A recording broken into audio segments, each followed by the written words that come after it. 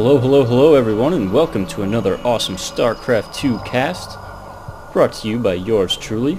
Once again, I'm TheFish, and I'm really excited about today's game. We've got two really excellent players. Now, if you're not familiar with these two players, I'm pretty sure that you will be soon, or you should be. Spawning in the top right corner is none other than IM Nestea, one of the greatest Zerg players to play the game of Starcraft 2, and his opponent, spawning in the top left corner, is going to be Liquid HerO. So if you guys aren't familiar, these are two really good players. HerO, of course, playing for Team Liquid, and he was nice enough to put some of his replays online, so that's where I got this replay, and I have a bunch more of him. So if you are really interested in watching his play, and he's a really good player to watch, I definitely would be happy to cast more games of HerO. And HerO is known for having some really good mechanics. He's also known as a person who streams a lot of his games, and he's a person he's currently part of Team Liquid, and he used to be part of OGS, so he's kind of started joining a little bit of the foreigner scene, which is very exciting for me, since it means that we'll get to see a lot of him. But anyway, of course, IM Nestea, one of the greatest Zerg players. He was in Code S. Liquid HerO was in, of course, Code A this season. So it should be a pretty good matchup. The map is going to be Tal'darim Altar. And of course, Tal'darim Altar is a pretty big map.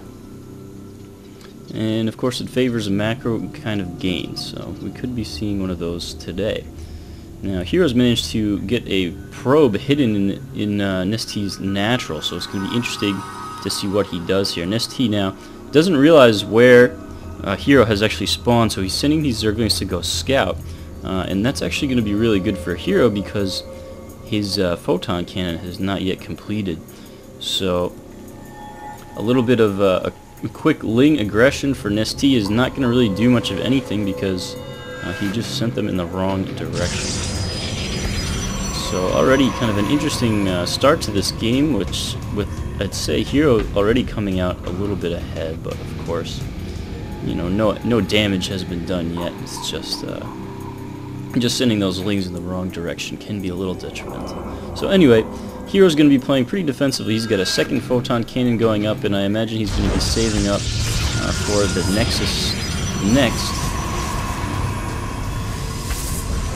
He's actually going to cancel that gateway, and it looks like he's going to do that just so he can get down the Nexus a little bit quicker. So, and of course, that is an option. He doesn't really need to get that down yet. It's much better to get the economy going. So, Nestea did see this. He knows exactly what's going on. So, what is our Korean player going to be doing to respond to this? Well, it looks like he's probably also going to be macroing up. I'd imagine we'd be seeing the hatchery getting thrown down.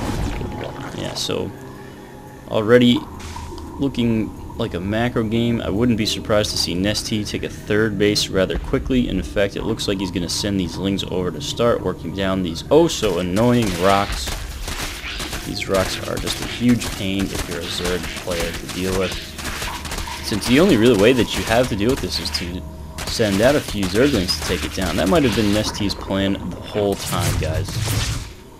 So anyway, HerO's going to be coming in. This is just to scout out, make sure that there isn't some Baneling bus coming his way or anything like that.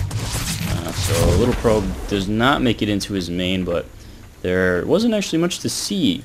No gas being taken yet, which is actually kind of telling. If he had seen that there was no gas, he would have known for sure that he's going to be playing defensively. He's going to be trying to be going for his third base really quickly. So Nestea, again, being very good with these scouting overlords, he's gonna get a really good idea of what HerO is up to. So there's no secrets in this game so far. HerO didn't get to scout Nestea's main base, but I don't imagine it will affect his gameplay too much. Now, Cybernetics Core are going to be finishing up here in just a second, and HerO's going to be working on saturating both of his bases. So let's take a look on the units tab. It's 6.5 minutes into the game, but like I said, both these players got a really good read on what the other one is doing. HerO would have liked to have seen Nestea's main, but there's really nothing for him to discover. And HerO ahead by about 3 probes, which is to be expected under the circumstances. And Nestea, he looks like, oh, that's an interesting feature of this build. Now normally if I do a build like this, I'd be getting a 3rd queen down, but definitely would definitely be following Nestea's pattern more so than my own. So it looks like Nestea's going to be skipping metabolic boost completely, which is totally viable against Protoss, and he's going to be going for pretty early layer.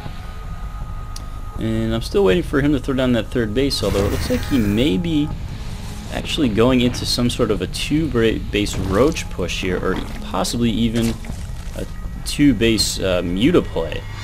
So we'll have to see what Nestea is going to do. I will bet that he's going to be the aggressive one in the situation. And now a Stargate just finishing up for HerO. So this Void Ray is going to be pretty good for harassing. When you're spawning in these locations, HerO is actually really close to Nestea's potential 3rd, or at least one of his potential 3rds. The other one, of course, being this base down here, which smartly HerO has a probe watching. So looks like HerO's going to be moving in with a couple of zealots to try and see. He's got to be expecting the same thing as me. He's got to be expecting there to be a hatchery here, but he's not going to see one, so that might tip him off to what's going on. Now Nestea now finally starting the metabolic boost. So I'd say a little bit of mind games going on here between these two players, and I'd say also that HerO, after seeing these 2 spine crawlers at the natural, should have a pretty good idea that mutalisks are a really good possibility. So I'd be surprised if HerO didn't see this coming somehow, and the Phoenix is starting being chrono boosted out, in fact. And when you've got good control like Liquid HerO, a couple of Phoenix are really all that you need to stop a bunch of mutalisks from really wreaking havoc in your base. So now it looks like Nestea got a Spore Crawler going down. I'm not sure if it's because he scouted the Stargate or if it's just been playing smart. And it looks like he's probably just playing, you know, it's 9.5 minutes into the game. I've got to get some detection up. I've got to get some anti-air just in case. So Nestea is gonna scout this pylon. HerO's gonna come in with this Void Ray to try and save it, and he's gonna actually use that. Oh, he was trying to warp in some units into the main, but the pylon went down in time. So that is a little bit of a defeat for HerO. But it looks like he's gonna be able to pick up these 2 overlords, and those overlords might actually tip him off to the fact that Nestea's trying to hide a base down here. So we'll have to see if HerO ever spots that or not. Meanwhile, HerO's 2 zealots are watching the 3rd base, and Nestea coming in with a few extra lings. He's probably worried about this 3rd base getting spotted somehow. And another proxy pylon is going to get taken down here. So things not really going all that well for both of these players. They're really playing a lot of mind games with each other. They both know exactly what the other person could be doing. So some interesting responses already so far for both of these players. So now we do see this nice little mutalisk ball on the field. It looks like about 11 mutalisks. And these 2 players, man, they're so good at kind of anticipating what's going to be coming their way next. You know, there's never an oh shit moment with these 2 guys, because they're always like, well, I know that 13 mutalisks can show up, and I know that you know, that could really be damaging, so, you know, I better get a few units in place to counter those. And HerO, well, he's got a round of Stalkers warping in now, so he's actually favoring the Zealots and air units, and that's a build that I don't see a lot of Protoss players use, where you get a lot of Zealots out and you can tech up to air units very quickly, and I think it can be pretty effective against Zerg, but you don't see a lot of people doing it. So I'd like to see more pros doing that. Nestea just coming in here being annoying, picking off that probe. It's gonna just possibly delay that 3rd base by just a little bit. Meanwhile, we see that Nestea is getting ahead in supply because of this 3rd base, and these mutalisks have just been sitting here. Normally you would you would think to yourself, hey, what is this guy, Bronzy or something? His mutas are just, you know, sitting in his base. He's not going to be able to do anything with these. But I guess the logic for Nestea is that he knows about these Phoenix flying around, and so, of course, for him, he just doesn't want to engage the Phoenix with his mutalisks. So, a bit of an interesting bit of tactical data right there from these two players. Now this mutalisk flock is getting really, really scary, but of course, what do we see on the production tab for HerO? Well, Psionic Storm. So HerO's going to be in a really good position, I think, to deal with the Ling Muta attack that it looks like Nestea is really going for. He's favoring this kind of a playstyle, but if you look, all his units are clumped together. I mean, could you imagine a storm landing right on this mass of units? It would be really ugly.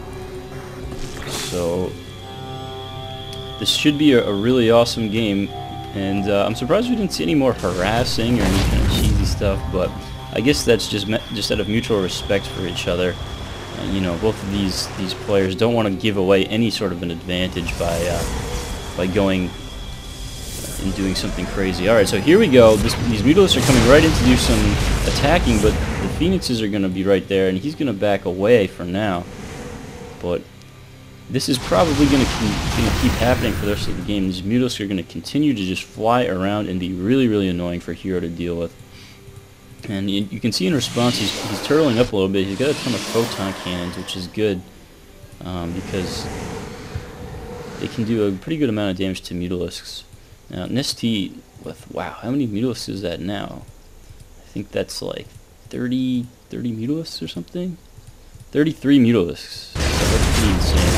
HerO now coming in to do some harassment with these Phoenixes. He's going to lift up pretty much every one of these drones, and more drones are coming in here, so that's going to be a ton of kills. Now we're going to have a little dance going on between these two hunted units, and two Phoenixes already getting picked off. They were a little out of position there, and they just get picked off. That is a ton of mutalisks, plus 2 attacks for them now just finishing.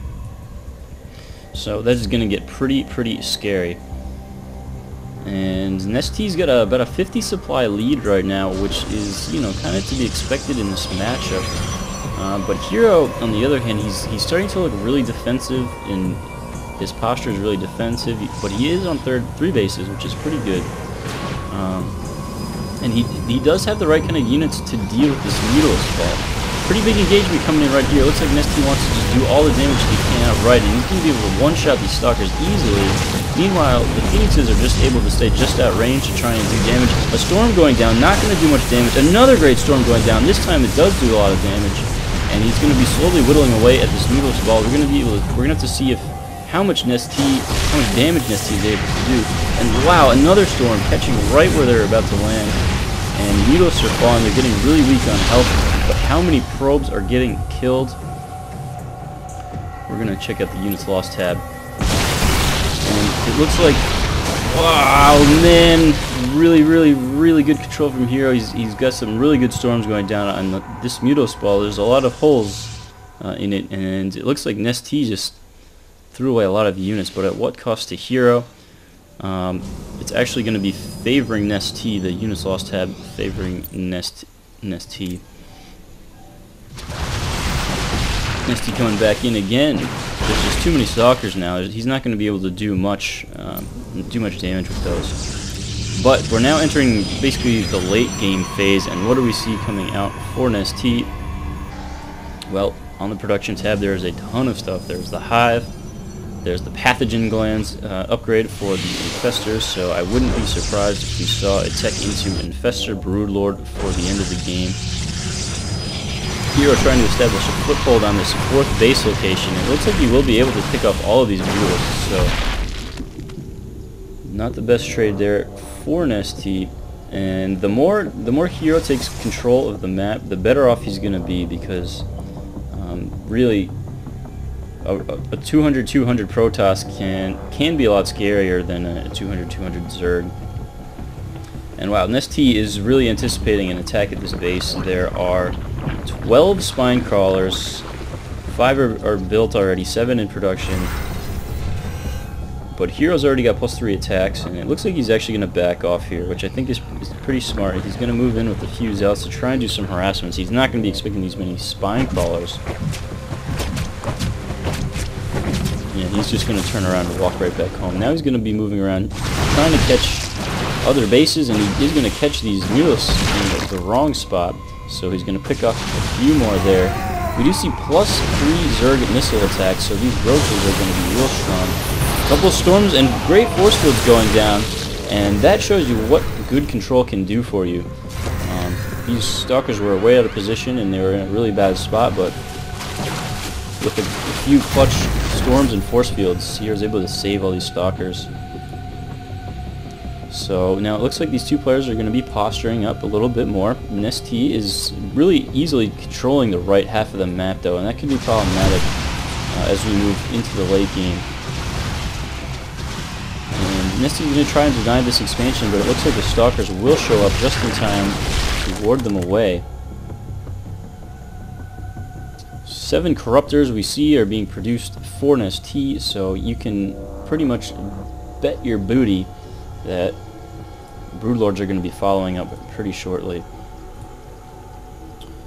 So it looks like HerO is actually going to be moving out to do some aggression here. He may just be trying to poke in and get rid of some of these creep tumors, see if he can do some damage. He may be sensing that Nestea is kind of backing off.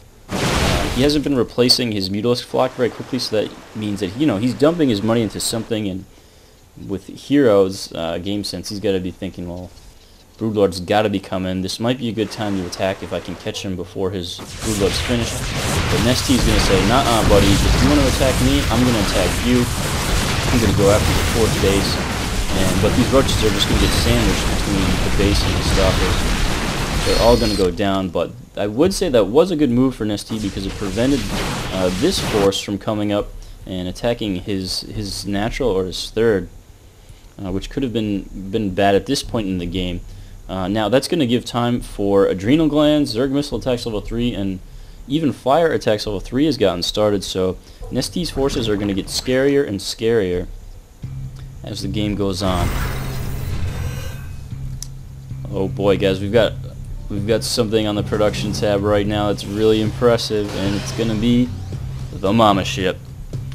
And I have seen HerO use the Mama Ship to very very good usage in this matchup, using of course the toilet to get rid of Broodlords. But the Broodlords have finished before Nestea, so these stalkers are going to get trapped and they're going to get picked off.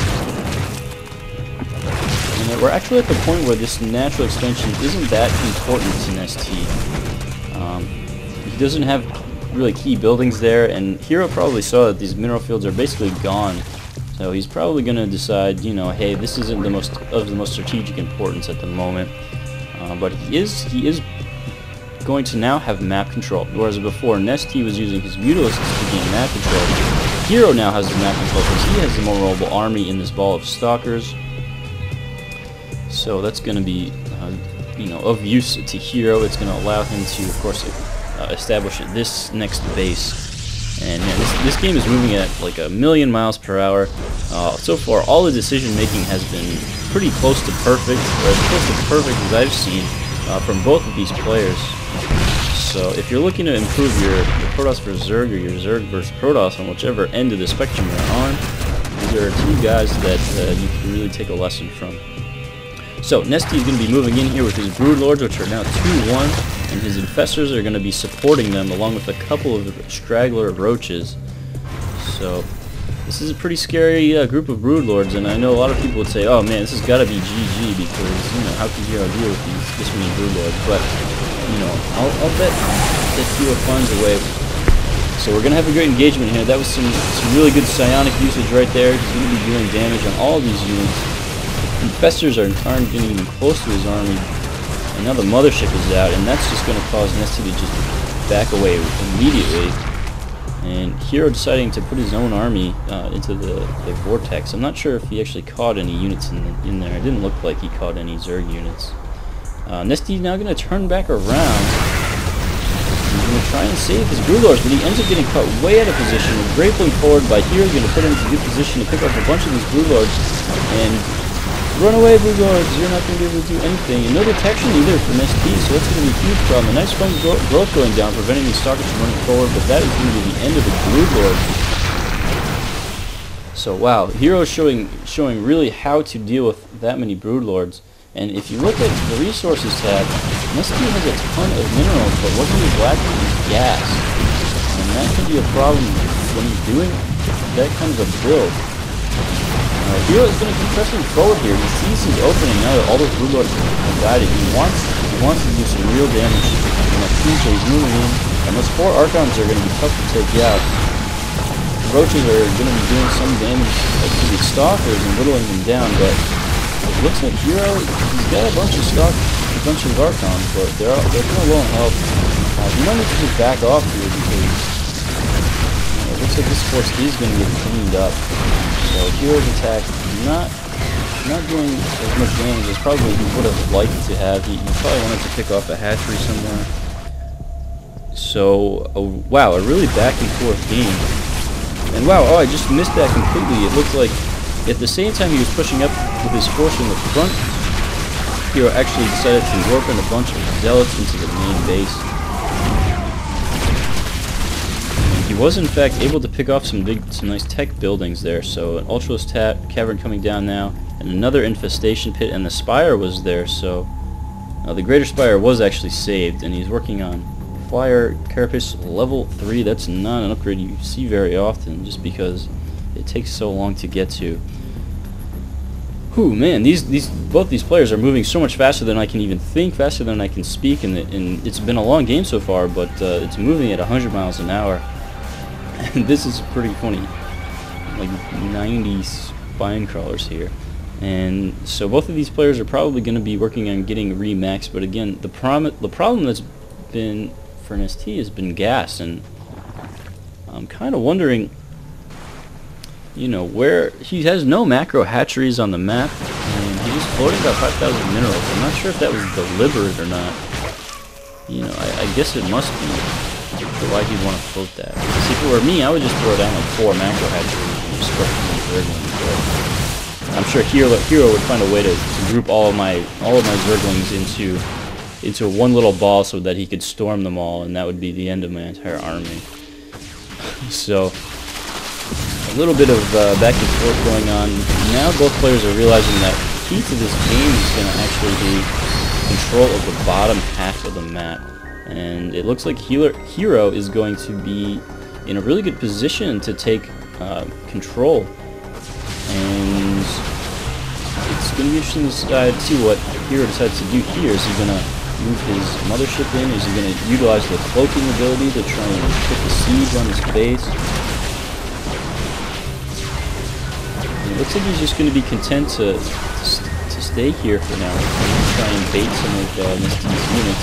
Now clicking in with the Stalkers, but even fully upgraded Stalkers are not going to be able to really do a lot of good spine crawls just because of so much damage. And looks like HerO just wants to deny the mining, which is going to be actually a pretty big deal because Nestea is now actually mined out of his main and his natural, and at the same time, again with the Warp Prism, HerO deciding to come in. He drops an Immortal, and it looks like he drops an Immortal, 2 High Templar, and a bunch of Zealots, and that can be really tough to deal with as a Zerg player. And if you look around, I bet HerO, he's got a bunch of Warp Gates. I mean, look at all these bases. How did he find out time to build all these buildings in between all the micro mines? Really impressive stuff here. So Nestea, now he's in a pretty bad spot because he just basically lost map control on the lower half, and he has all the minerals that he wants, but he's really got no way of getting more gas, and that's super key against Protoss. If you don't have enough gas, there's really nothing you can do, especially against someone like HerO, where you're just going to, if you're trying to just use Zerglings, it's not going to work against 5 Archons. You could have 200 Zerglings, and they'll probably all die to these Archons. 47 damage versus biological. I'm pretty sure that one shot's a 33 Zergling. So anyway, looks like Nestea is going to be grouping up here for, it looks like it's going to be a push. It looks like he's going to be trying to push into HerO's main base. to see if he can just end this game outright. Because if he doesn't, he's really got nothing to fall back on. He doesn't have a base here, he doesn't have one here, and he just had to cancel one. So let's go ahead and watch this mothership move in. And a little bit of posturing right now. Neither player wants to engage in a bad angle, so HerO's going to be taking the high ground, which I think is a good idea. And Nestea, of course, leading with his Roach Hydra Ball. And so Great Storm's going down on all the Roaches and Hydras, and Nestea is being caught. It just looked like he wasn't quite paying attention, and now all of his units are about half damage, and it looks like HerO is going to be... Wow, he's warping in, and all the units are going to get sucked in. A few Broodlords getting caught out, but Divide and Conquer is kind of the name of the game here. And 2 Vortexes already, and that is an Archon toilet, ladies and gentlemen. And all the Broodlords are going to go down, and now there's a ton of Roaches, but more Stalkers being warped in to try and deal with them. It's going to be close, but it looks like HerO is going to take this battle, and of course that means he's going to take this game. Mothership is still flying high overhead. And there's the GG from Nestea.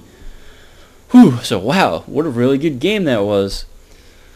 Man, I just was moving so quickly, and these guys are so good. They really both understand the matchup really well, as you can see.